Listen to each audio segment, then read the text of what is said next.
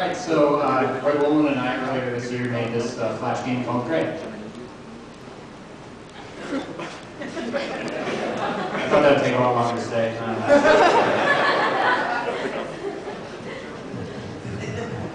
Okay, so we made a few other Flash games. That one's called Dino Wars. It was this action strategy, multiplayer extravaganza. It was kind of crazy. Then that one is Wilding 3, which is about boat-tow dolphins in the Amazon. And this one is a bike simulator called Figure 8. So for us, for Intuition, Greg and I, we looked at Cliffy B for our inspiration on how to innovate in games. And he kind of says that game developers are too insular. We need to try new media because that's how you get really cool innovations like chainsaw guns and future shotguns. And so Greg and I looked at this game, this movie, Men in Black. It's kind of a lesser known art film. But there's a quote in it that a person is smart, but people are dumb. So like a person can make reasoned, intelligent decisions, but a mob of people is incapable of that kind of higher thinking. And so we looked at, there are a lot of recent mob scenes and riots that have gone on in the past. I think some of these are from Iran. But we kind of started thinking about mob mentality and how that can be exposed in a game. And this is a concept that Greg came up with early on that kind of led us to it. And while we were working on it, we kind of started thinking about the American political scene and how polarized it is.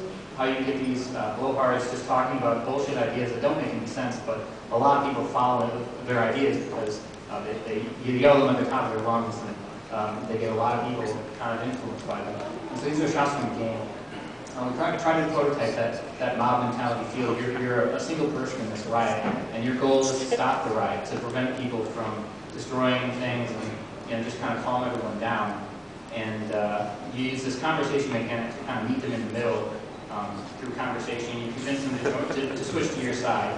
And eventually you switch everyone to your color, but the riot's still going on. It's just now all the rioters are your people, and so you kind of switch sides because you determined that you haven't stopped anything, you just changed what they're rioting about.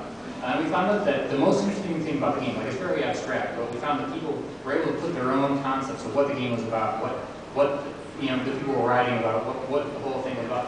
And we got a lot of really good reviews, like people who really thought deeply about what the game meant to them. And it's an interesting statistic compared to Time Fuck, I think it's the most recent game.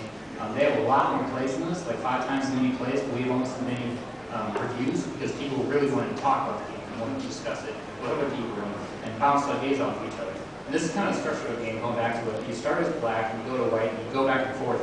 And the whole idea of that is that politics is very push and pull, and you never seem like you're getting anywhere. It's important for them to get frustrated by that experience to get through the game.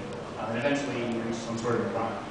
And we find that people who hated the game just for the thought of bullshit, you can't even read anything. I don't know why I come in. But the people who quit early seemed like they didn't get any of the message of the game. They didn't play it to the end, and that really sucked. Because the people who did play it to the end really had insightful commentary to make on the game. And that was the coolest part for us. So, thank you.